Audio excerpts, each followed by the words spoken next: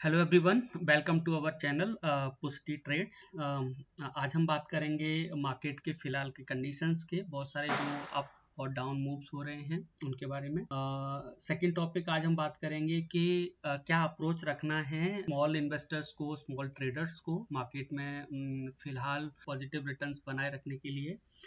तीसरा टॉपिक है, आज हम बात करेंगे कि आपके इन्वेस्टमेंट्स को या अपने ट्रेडिंग्स को, स्पेशली इन्वेस्टमेंट्स को हैजिंग के थ्रू कैसे सेव करें। स्मॉल और retail investors who invest their hard earn money and invest in small amounts. Fourth topic है जो सबसे ज़्यादा इंपॉर्टेंट है, उसके बारे में हम बात करेंगे, वो है टाटा मोटर्स का डीमर्जर। फिलहाल में ही टाटा मोटर का डीमर्जर हुआ है, कंप्लीशन 14th ऑफ अक्टूबर को हुआ है। हम वीडियो रिकॉर्ड कर रहे हैं 15th ऑफ अक्टूबर को, इसका मतलब एक दिन पहले 14th ऑफ अक्टूबर को डीमर्जर कंप्लीट हुआ।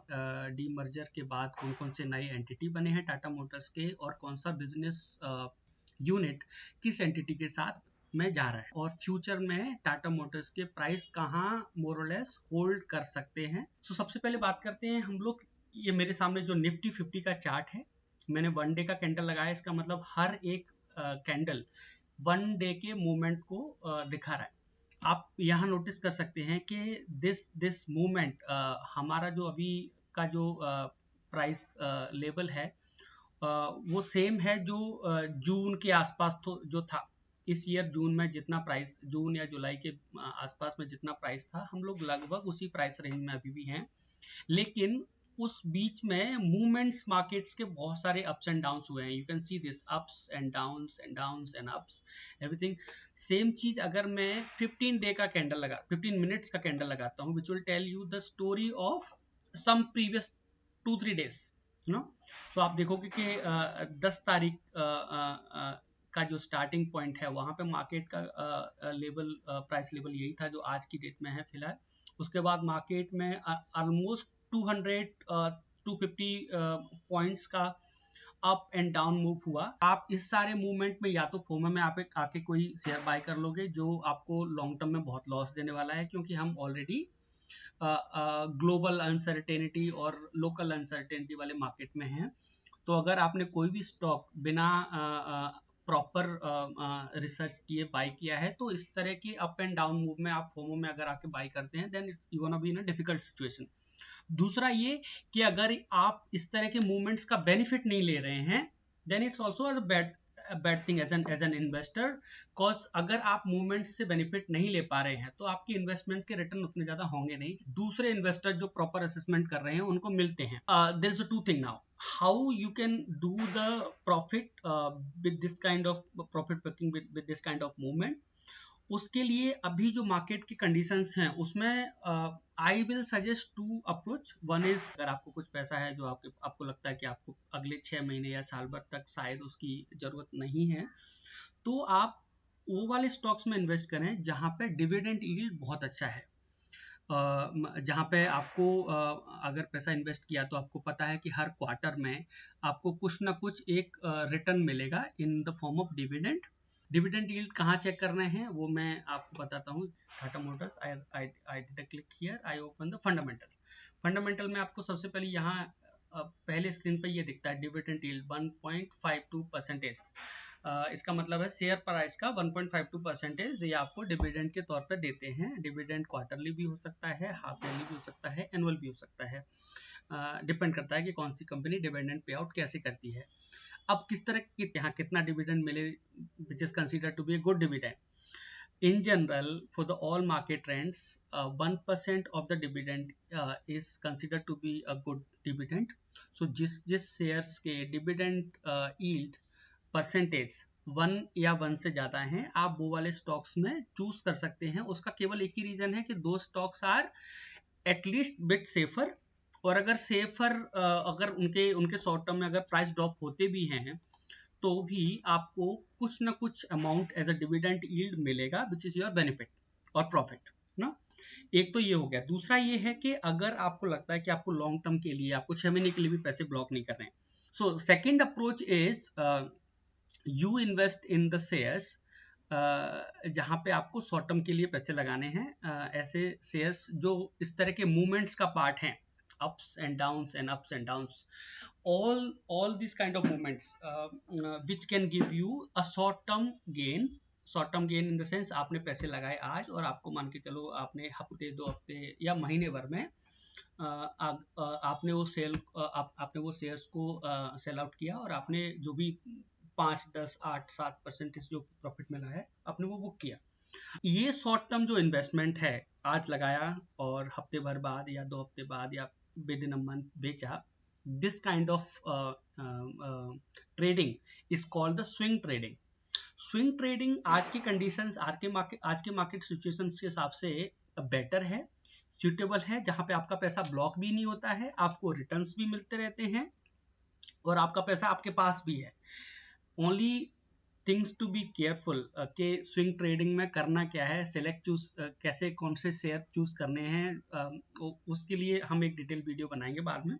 दूसरा टॉपिक आज के लिए हमारा कि आप हेजिंग कैसे कर सकते हो।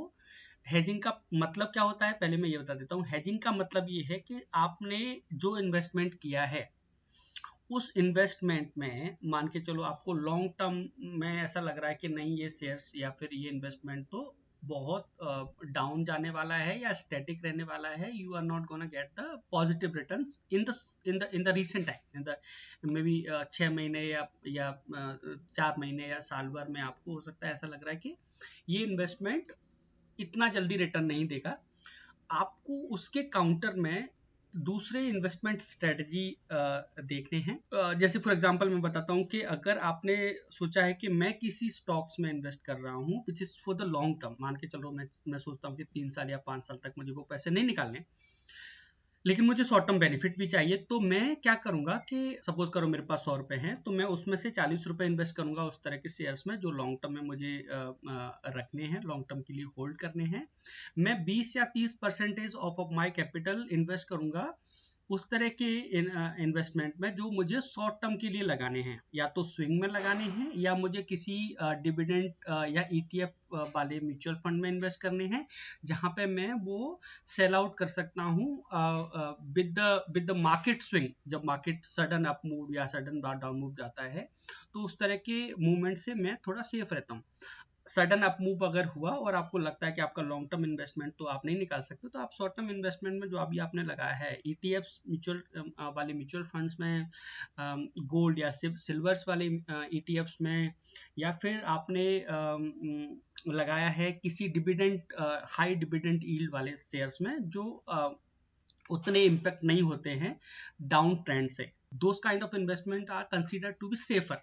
Okay, and those are the investment which can be used as an hedging, जो अगर आपका लॉन्ग टर्म इन्वेस्टमेंट है उसके अगेंस्ट एक शॉर्ट टर्म इन्वेस्टमेंट आप कर रहे हो, that is now practically the hedging के बहुत सारे एक्सप्लेनेशन है, I am not going in the detail, जो आप यूज कर सकते हो, जिनको आप इम्प्लीमेंट कर सकते हो, rather than telling you so many technical things and आपको लगे अरे यार ये क्या क्या बताया, समझ में नहीं आया, या फिर मैं क्या कैसे करूँ इसको। कमिंग बैक टू अवर की टॉपिक, टाटा मोटर्स का डीमर्जर।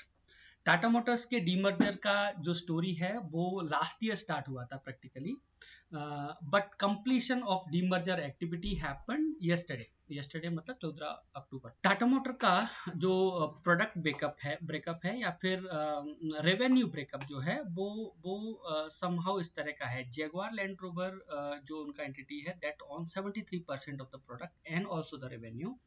Commercial vehicle segment, जो truck, buses and all those other small commercial vehicle are having 16.3% of the share in the revenue and the product.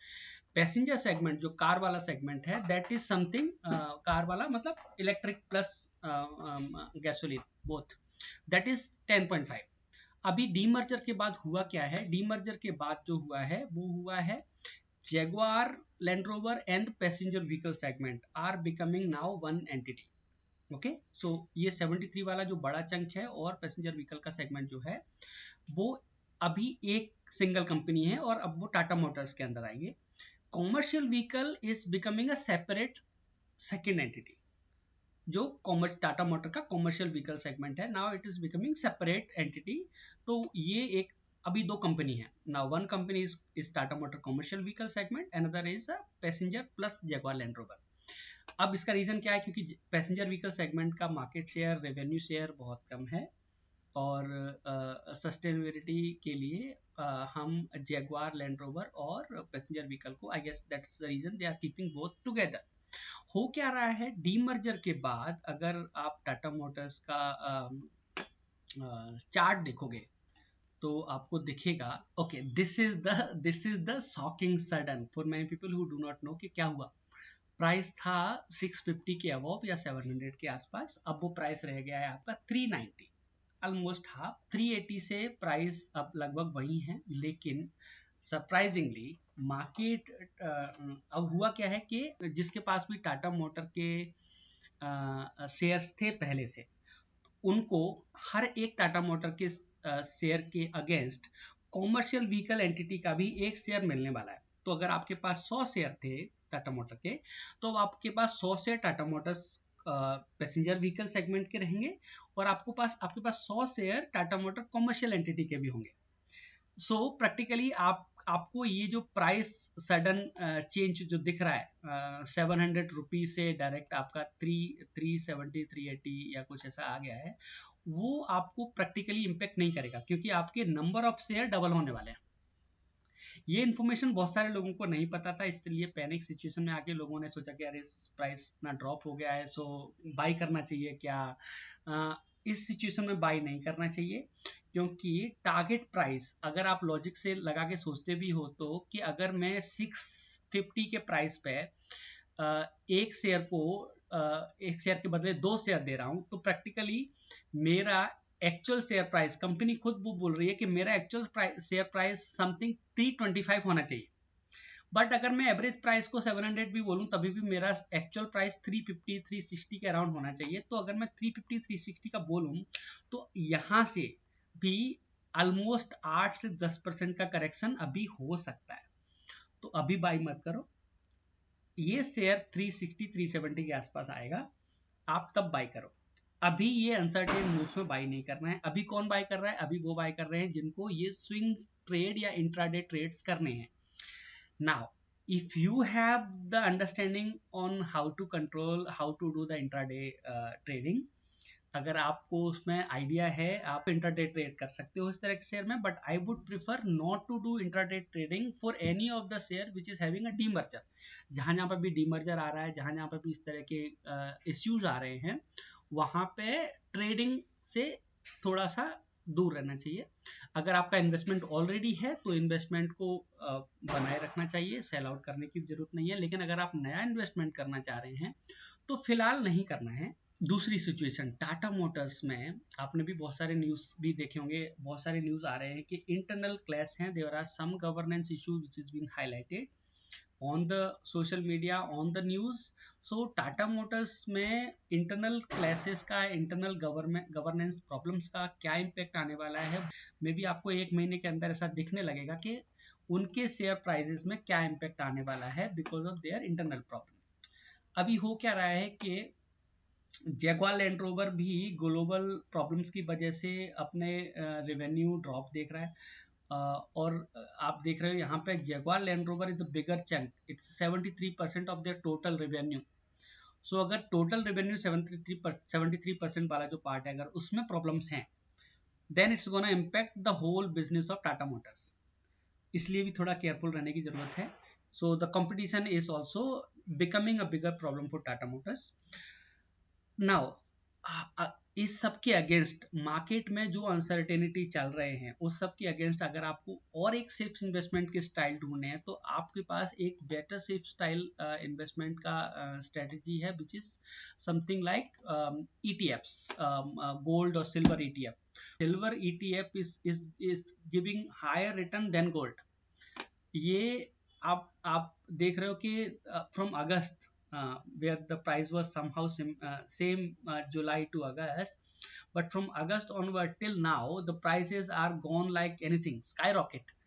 अगर मैं यहाँ पे, because this ETF was launched recently, but ये more than double हैं, this more than 100%। Safe small investors को इस तरह के ETF में, गोल्ड और सिल्वर ETF में शॉर्ट टर्म के लिए फिलहाल पैसे लगाना बहुत सही है।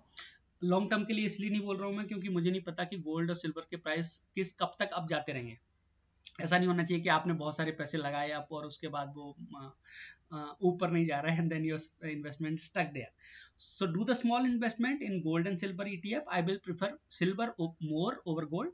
गोल्ड ऑलरेडी बहुत ज्यादा हाई हो चुका है, silver is having still some more potential to grow high. Thank you for watching. Thank you for subscribing to our channel if you have subscribed already. अगर आपने सब्सक्राइब नहीं किया है तो प्लीज सब्सक्राइब करो. We'll give more such video. We'll make more such video to give you overall idea on the investment. हम लोग और बहुत सारे वीडियो बनाएंगे रिटेल इन्वेस्टर्स के लिए. Thank you for watching the video. Please subscribe, please like and comment section में आप बताइए कि इस वीडियो के बारे में आपके क्या ओपिनियंस हैं. Thank you for watching.